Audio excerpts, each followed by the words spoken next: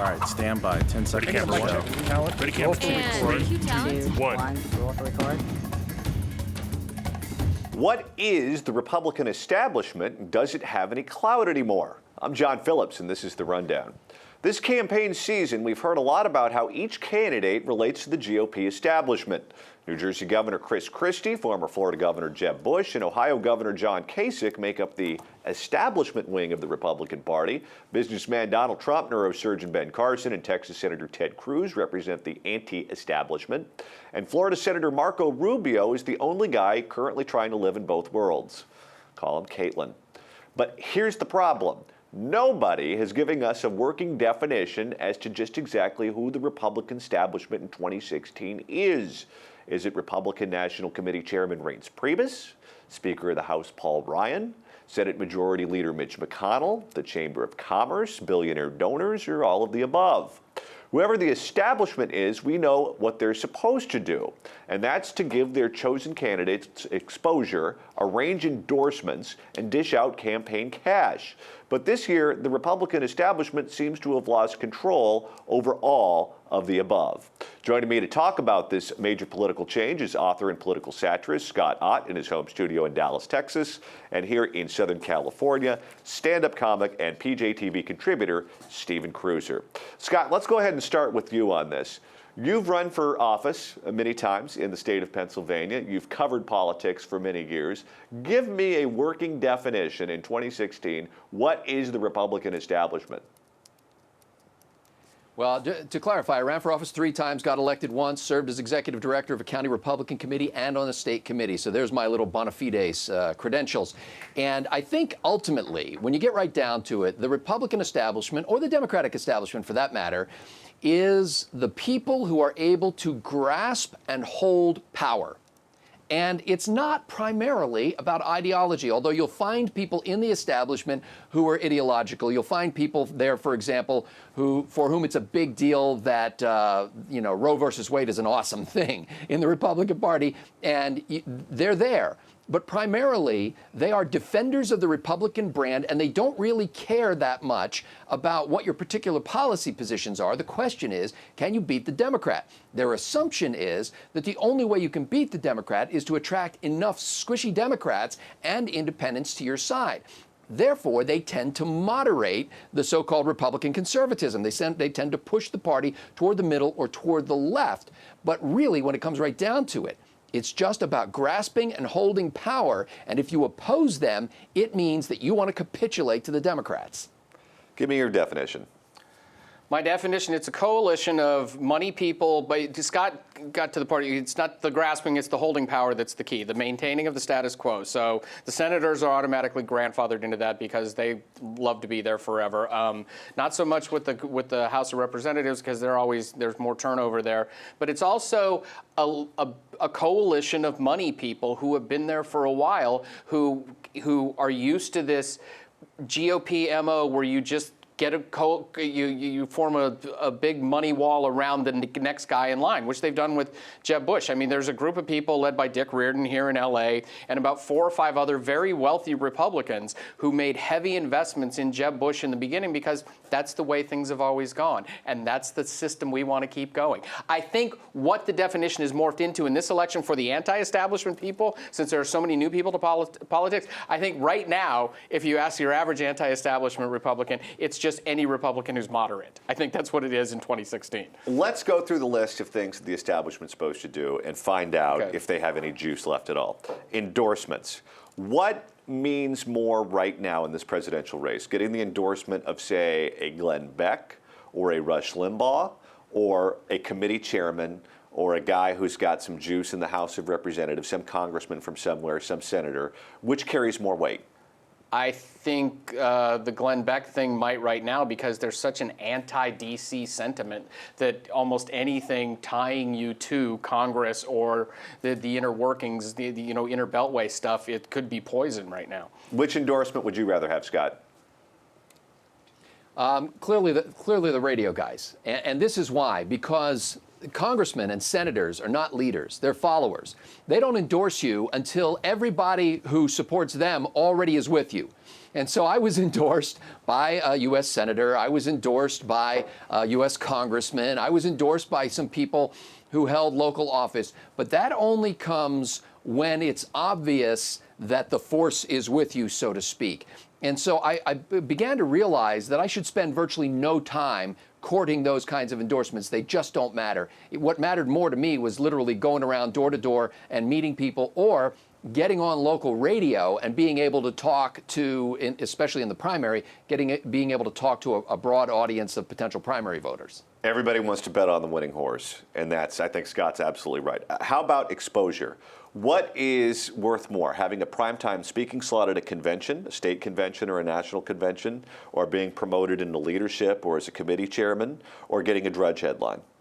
A Drudge headline right now. I mean, the exposure, I just saw something earlier, right before we started taping today, in the amount of dollars Bush and Rubio have spent in this campaign so far on television advertising versus the amount of dollars that Trump and Cruz have spent. And it's just this huge chasm. And you tell me who's been getting more exposure on television, social media, and everywhere else. It's Trump, it's Cruz, it's all the time. And Trump has brilliantly done this. He's figured out how to, he's gone with the whole stand-up comic, you know, like, if I get on TV, it's good no matter how bad it is. I mean, that works for comedians. I mean, you just get on television, you can turn it into something. And Trump has been doing that. He's gotten so much free television out of this, it's brilliant.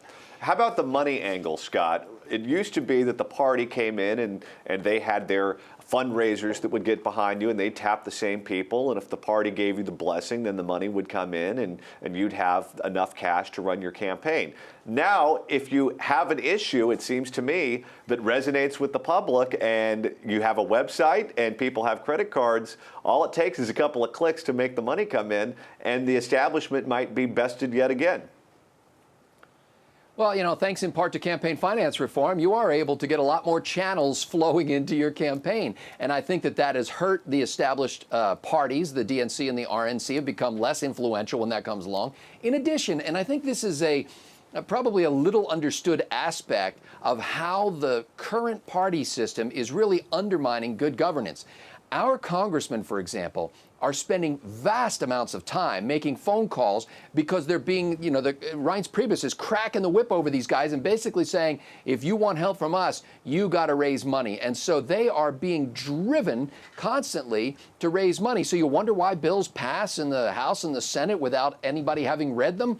They don't have time to read them. They're soliciting donations. But ultimately, when it gets right down to it, I mean, Bernie Sanders raised $33 million in the fourth quarter, almost matching Hillary Clinton and the huge Clinton machine. So, and Bernie is not taking the big Wall Street money and the big PAC money. So I think you hit the nail on the head once again, John.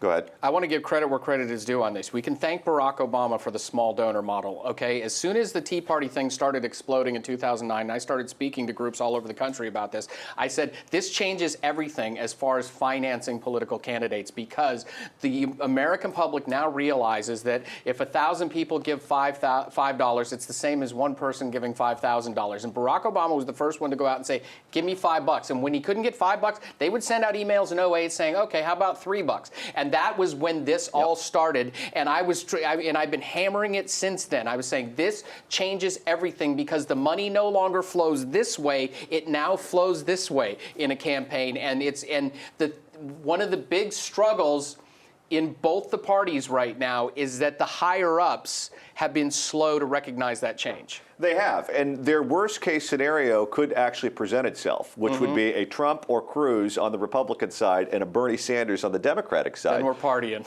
Because if you look at the elites in both parties, if you look at the establishment in both parties, yeah, they have different teams. They're wearing different colored jerseys. But they do agree with each other on very fundamental issues. They want open borders amnesty. They want free trade, particularly being nice to China. Yeah. And they want stability in resource-rich portions of the world. On those three very fundamental subjects, the Republican establishment, the Democratic establishment, they're both on the same page. And is what you're seeing now is, I believe you're seeing mutiny on both sides, where the voters are saying, we don't have to take this. We don't have to take your candidates. And because of the internet and because of cable news and because of radio and technology, you don't have to just accept what the establishment says is just the way it's going to be anymore. If Hillary Clinton doesn't send us all to re-education camps, the American electorate may finally begin to understand in the next 10 or 15 years how powerful it is. And I think the key to what Cruiser is saying is that the RNC and the DNC cannot replicate that. They cannot make it come from the ground up. And because of that, you're getting, you know, who was it, Charles Murray, who wrote the book Coming Apart, where essentially you're seeing these sort of walled-off fortresses of the wealthy who are living in their own private compounds, and they're completely disconnected with the average American people. And that happens at the fundraising level as well. So you'll still get huge money flowing in from Hollywood and from big, you know, Wall Street financial sources, but if an average, you know, schlub like Bernie Sanders can match that by simply getting 1,000 people to give $3, as Stephen points out, I think they've completely upended the model. And at the very least, the playing field is now leveled. How do you think the establishment responds to this new reality? Do they go to war with the guys on cable and the guys on the radio and the guys on the internet, or do they try to co-opt them? Do they try to buy space in the Drudge Report, or try to influence him in some way, or try to co-opt these radio personalities or cable news personalities by charming them or doing whatever they think it takes to get them on board with their agenda?